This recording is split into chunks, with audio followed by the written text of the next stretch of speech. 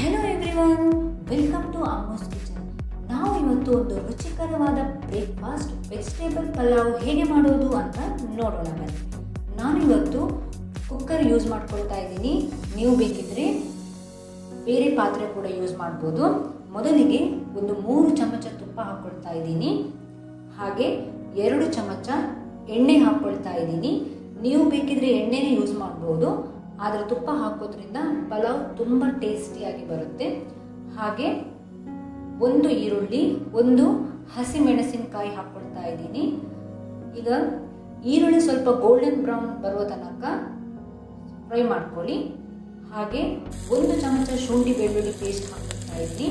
ಶುಂಠಿ ಬೆಳ್ಳುಳ್ಳಿ ಪೇಸ್ಟ್ನ ಹಸಿ ವಾಸನೆ ಹೋಗೋವರೆಗೂ ಸ್ವಲ್ಪ ಫ್ರೈ ಮಾಡ್ಕೊಳ್ಳಿ.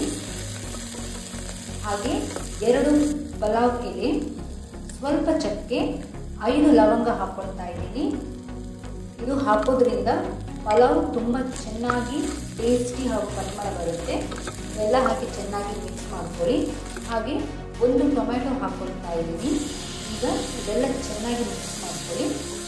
ಇದೆಲ್ಲ ಮಿಕ್ಸ್ ಮಾಡಿ ಆದಮೇಲೆ ನಾನಿಲ್ಲಿ ತರಕಾರಿಗಳನ್ನು ಹಾಕ್ಕೊಳ್ತಾ ಇದ್ದೀನಿ. 1 ಕ್ಯಾರೆಟ್, ಬಟಾಣಿ. ಈ ಬಟಾಣಿನ ನಾನು ರಾತ್ರಿನೇ ನೆನೆ ಹಾಕಿದ್ದೆ. ಹಾಗೆ ಬೀನ್ಸ್ ಹಾಕ್ಕೊಳ್ತಾ ಇದ್ದೀನಿ. ನೀವು ಬೇಕಿದ್ರೆ ಬೇರೆ ತರಕಾರಿಗಳನ್ನು ಕೂಡ ಯೂಸ್ ಮಾಡ್ಬೋದು. ಈಗ ಎಲ್ಲ ತರಕಾರಿಗಳನ್ನು ಚೆನ್ನಾಗಿ ಮಿಕ್ಸ್ ಮಾಡ್ಕೊಳ್ಳಿ. ನಾನಿಲ್ಲಿ ರೆಡಿಮೇಡ್ ಪಲಾವ್ ಪೌಡರ್ ಯೂಸ್ ಮಾಡ್ಕೊಳ್ತಾ ಇದ್ದೀನಿ.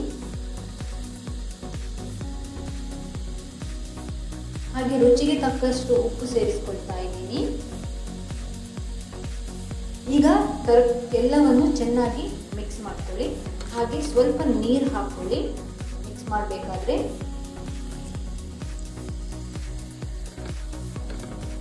ಈಗ ಒಂದು 2 ನಿಮಿಷ ಆದಮೇಲೆ ತರಕಾರಿ ಕಾಲು ಭಾಗ ಬೆಂದಿದೆ.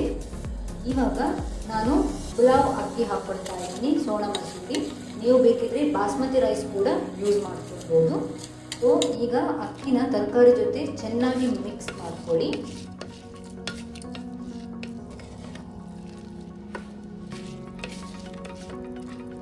ಈಗ ಒಂದು 2 ಕಪ್ ನೀರು ಹಾಕ್ಕೊಂಡಿದ್ದೀನಿ ನಾನು.